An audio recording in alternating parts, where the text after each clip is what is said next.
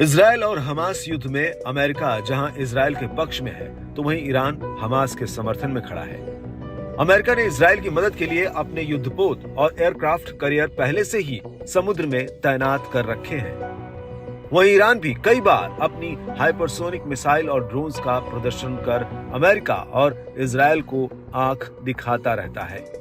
गौरतलब है कि ईरान ने पिछले एक दशक में अपने तर्कश में एक से बढ़कर एक बड़े हथियार इकट्ठा कर लिए हैं और इसी क्रम में ईरान ने कैस्पियन सागर के बेड़े में एक नया अत्याधुनिक युद्धपोत शामिल किया है।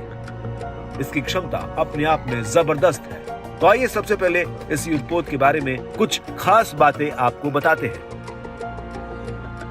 राज्य के स्वामित्व वाली IRNA समाचार एजेंसी ने कहा कि इस डिस्ट्रॉयर या विध्वंसक का नाम IRIS डेलामेन है। IRIS का मतलब Islamic Republic of Iran ship है। डेलामेन का वजन लगभग 1500 टन है। ये डिस्ट्रॉयर 95 मीटर लंबा, 11 मीटर चौड़ा है। डेलामेन 56 किलोमीटर प्रति घंटे की स्पीड से चलते हुए टॉर्पीडो, मिसाइलों और सैन्य उपकरणों को लॉन्च करने में सक्षम है। ये डिस्ट्रॉयर ईरान द्वारा 2010 में लॉन्च किए गए IRIS जमरान डिस्ट्रॉयर पर आधारित है। ये एक साथ जहाजों, ड्रोन, हेलीकॉप्टर्स, पनडुब्बी और विमान सहित 100 से अधिक लक्ष्यों का पता लगाने में सक्षम है। इस डिस्ट्रॉयर के उद्घाटन समारोह के दौरान ईरानी सशस्त्र बल के chief of staff major general Mohammad Hossein Bagheri ने बताया कि ईरान की नौसैनिक शक्ति, शांति और कमर्शियल फ्लीट्स की सुरक्षा के लिए ही आतंकियों और भविष्य की संभावित घटनाओं का सामना करने के लिए ये पूरी तरह से तैयार है। कैस्पियर शांति और दोस्ती का वाहक है। ये छठा युद्धपोत है जिसे ईरान ने कैस्पियन सागर में तैनात किया है। इससे पहले ईरान ने अपनी सैन्य ताकत बढ़ाने के लिए बीते दशकों में देना, सहंद और दमाबंद सहित 5 डिस्ट्रॉयर तैनात किए हैं।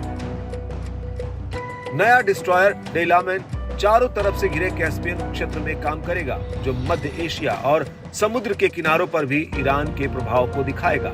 ईरान ने 1960 के दशक के अंत में समुद्र में नौसैनिक उपस्थिति की कोशिश की है और 1990 के दशक से अपनी ताकत बढ़ा रहा है। अपनी समुद्री ताकत बढ़ाने का ईरान का जोर उसकी भौगोलिक स्थिति के हिसाब से भी है, क्योंकि इसके उत्तर में कैस्पियन सागर और दक्षिण में फारस की खाड़ी और ओमान की खाड़ी है। इजराइल हमास युद्ध में पश्चिमी देश जहां इजराइल के पीछे लामबंद होते दिखते हैं और उसकी मदद कर रहे हैं, वहीं अरब के देश हमास के पीछे खड़े दिख रहे हैं। फिलहाल ईरान जिस तरह से अपनी इस नई समुद्री ताकत के साथ सामने आया है, उससे नेतन्याहू के माथे पर चिंता की लकीरें जरूर बढ़ गई होंगी।